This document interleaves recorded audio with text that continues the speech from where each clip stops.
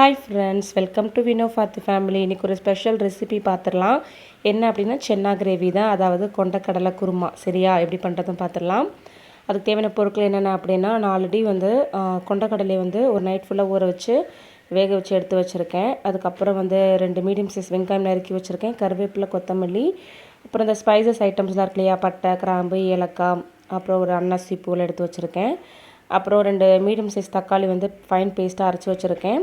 கொஞ்சம் கொண்டக்கடலையை வந்து நான் புத்துன்னு அரைச்சி வச்சுருக்கேன். அப்புறம் மசாலா ஐட்டம்ஸ், இஞ்சி பூண்டு பேஸ்ட்டு 2 ஸ்பூனு, அப்புறம் 1 ஸ்பூன் அளவுக்கு தனி மிளகாய் தூள், தேவையான அளவு உப்பு, 2 ஸ்பூன் அளவுக்கு வந்து குழம்பு மிளகாய் தூள் எடுத்திருக்கேன். அப்புறம் எண்ணெய், அவ்வளோதான். ஓகே, இப்போ நம்ம செய்ய ஆரம்பிச்சிடலாம். கடாய் அடுப்பில் வச்சுட்டு கடாய் சூடானதுமே அதில் நான் வந்து என்ன பண்ணுறேன், முதல்ல எண்ணெய் ஊற்றிக்கிறேன். சரிங்களா. இந்த இந்த கிரேவி வந்து ரொம்ப ரொம்ப டேஸ்ட்டாக இருக்கும். இந்த குருமான்னு சொல்லலாம், கிரேவின்னு சொல்லலாம். ஓகேங்களா. நான் சென்னா கிரேவின்னு தான் நான் பேர் வச்சுருக்கேன். ஓகேங்களா. ஏன்னா வந்து நம்ம சென்னா மசாலான்னு சொல்லிட்டுன்னு வச்சுக்கோங்களேன், அதுக்கு வந்து நம்ம சாட் ஐட்டம்ஸு அதெல்லாம் அது டேஸ்ட் வேறு மாதிரி இருக்கும். இது வந்து சென்னா கிரேவி தான். ஓகேங்களா. இது கிட்டத்தட்ட நமக்கு நான்வெஜ் டேஸ்ட்லேயே இருக்கும், சூப்பராக இருக்கும். கண்டிப்பாக ட்ரை பண்ணி பாருங்கள். எண்ணெய் சூடானதுமே நான் அதில் வந்து என்ன பண்ணிக்கிறேன், இந்த கரம் ஸ்பைசஸ்லாம் இருக்கு இல்லையா, அதெல்லாம் சேர்த்துக்கிறேன். அதாவது பட்டை, கிராம்பு, ஏலக்காய், கற்பாசி, அதுக்கப்புறம் அன்னாசி பூ இருக்கு இல்லையா, அது இதெல்லாம் கொஞ்சம் கம்மியாக தான் எடுத்திருக்கேன். சரிங்களா. சும்மா ஒரு துண்டு பட்டை அந்த மாதிரி தான் எடுத்திருக்கேன். 2 ஏலக்காய், ஒரு 4 கிராம்பு, ஒரு அன்னாசி பூ, அவ்வளோதான். அப்புறம் கருவேப்பிலை. இது கொஞ்சம் பொரிஞ்சதுக்கப்புறமா இதில் நான் வந்து வெங்காயம் ஆட் பண்ணிக்கிறேன். உங்களுக்கு எக்ஸ்ட்ரா கிரேவி வேணும் அப்படின்னா நீங்கள் இன்னும் எக்ஸ்ட்ரா ஒரு வெங்காயம் கூட எக்ஸ்ட்ரா ஆட் பண்ணிக்கலாம், நல்லா தான் இருக்கும். சரிங்களா. எல்லா மசாலுமே கொஞ்சம் கொஞ்சம் எக்ஸ்ட்ரா ஆட் பண்ணுற மாதிரி வரும், அவ்வளோதான். ஓகே, இதுக்கப்புறம் வந்து இது நல்லா வதங்கணும் இப்போ. சரிங்களா. இந்த வெங்காயம் வந்து கொஞ்சம் ஒரு 60% நமக்கு வந்து நல்லா வதங்கணும். அந்த அளவுக்கு நான் வந்து என்ன பண்ணிக்கிறேன், வதக்கி விட்டுக்கிறேன்.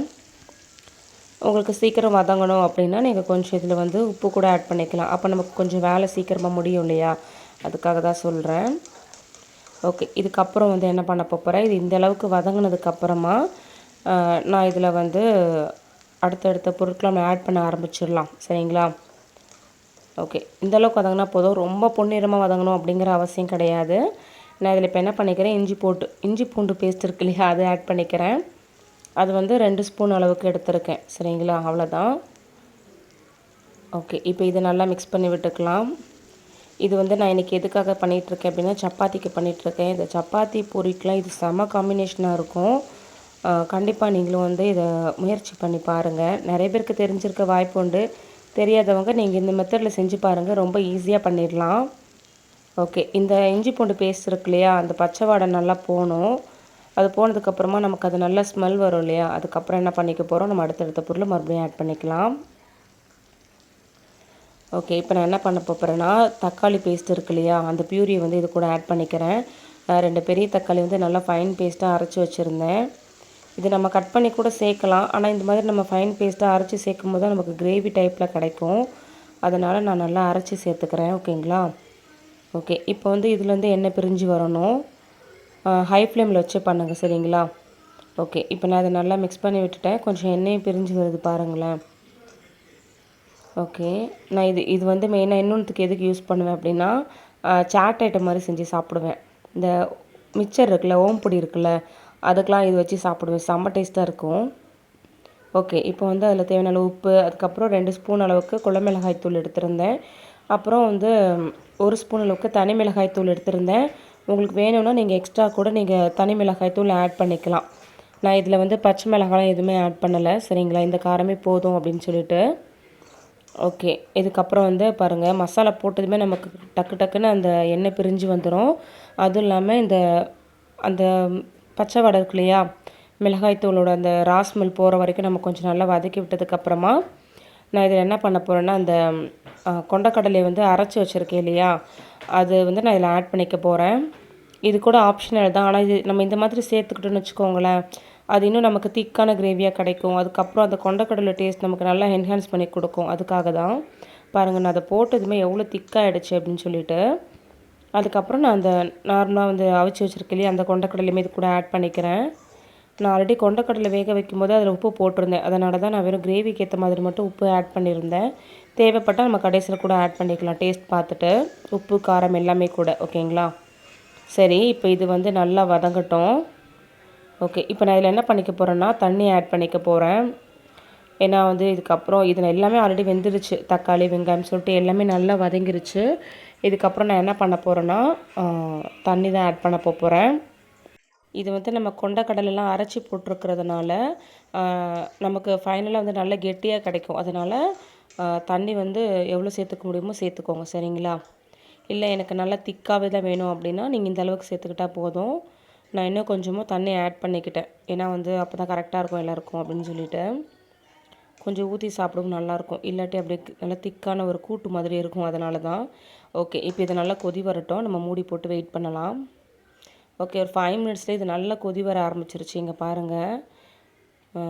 நல்லா என்னடா இப்படி நுர கட்டி இருக்கேன்னு பார்க்காதீங்க. போக போக நமக்கு எண்ணெய் நல்லா பிரிஞ்சு வரும். அதுவுமே வந்து நமக்கு பார்த்தா தெரியும். ஓகேங்களா? இன்னொரு 5 to 10 மினிட்ஸ் அது வந்து நம்ம அடுப்புலேயே வச்சிடலாம். சிம்மில் வைக்கலாம். எண்ணெய் நல்லா பிரிஞ்சு வரும். உப்பு செக் பண்ணேன். கொஞ்சம் உப்பு கம்மியாக இருந்தது. அதனால் நான் கொஞ்சமாக ஆட் பண்ணிக்கிட்டேன் மறுபடியும். ஓகே, இப்போ நான் வந்து இதை மறுபடியும் மிக்ஸ் பண்ணி விட்டுட்டு பாருங்கள், ஆல்ரெடி இப்போவே வந்து கொஞ்சம் லைட்டாக எண்ணெய் பிரிஞ்சு வந்துருச்சு. உங்களுக்கு தெரியுதா அது? இது செம்ம டேஸ்ட்டாக இருக்கும். நான் இது எப்போவுமே சரி ஒரு சாட் ஐட்டம் செஞ்சு சாப்பிடுவேன்னு சொன்னேன் இல்லையா? அது வந்து எப்படி அப்படின்னா அந்த கொண்டக்கடலை கிரேவி எடுத்துக்குவேன். அப்புறம் அதில் கொஞ்சம் வெங்காயம், தயிர், அதுக்கப்புறம் வந்து கொஞ்சமாக டொமேட்டோ சாஸ், அதுக்கப்புறம் ஓமப்பொடி இருக்கும் இல்லையா? அது என்னைக்கெலாம் இருக்கோ வீட்டில் அன்றைக்கெலாம் நான் அந்த கிரேவி பண்ணிடுவேன். அதை நல்லா மேலே தூவி விட்டுட்டு அதுக்கப்புறம் அதை எடுத்து சாப்பிட்டு பார்த்தோன்னு வச்சுக்கோங்களேன், காரம், இனிப்பு, உப்பு எல்லா டேஸ்ட்டும் சேர்ந்த மாதிரி ரொம்ப நல்லாயிருக்கும். அதுக்காகவே நான் மெயினாக அது செஞ்சு சாப்பிடுவேன்.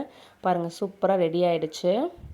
அவ்வளோதான். இதை நம்ம வந்து சப்பாத்தி கூட தான் இன்றைக்கி நான் சாப்பிட போகிறேன். சாப்பிட்டு என்ஜாய் பண்ண போகிறேன். செம்ம டேஸ்ட்டாக இருக்கும்.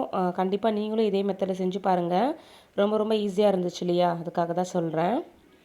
ஓகே, என்ன நல்லா பிரிஞ்சு வந்துருச்சு. நான் ஃபைனலாக வந்து கொத்தமல்லி வந்து ஆட் பண்ணிக்கிறேன். ஓகே, உங்களுக்கு எவ்வளோ வேணுமோ நீங்கள் அவ்வளோ ஆட் பண்ணிக்கலாம். அவ்வளோதான். சில பேர் வந்து இதில் வந்து ஃபைனலாக சாட் மசாலாலாம் ஆட் பண்ணிக்குவாங்க. அப்போ வந்து அது இன்னும் அந்த ஃப்ளேவரில் இருக்கும். அந்த நார்த் சைட்லாம் செய்வாங்க இல்லையா? அந்த மாதிரி இருக்கும். என்கிட்ட அதெல்லாம் கிடையாது. அதனால் நான் இப்படி சிம்பிளாக முடிச்சிட்டேன். அவ்வளோதான். ஓகே, கண்டிப்பாக நீங்களும் ட்ரை பண்ணி பாருங்கள். வீடியோவை அப்படியே லைக் பண்ணிவிட்டு சேனலே மறக்காமல் சப்ஸ்கிரைப் பண்ணிக்கோங்க. தேங்க்ஸ் ஃபார் வாட்சிங்.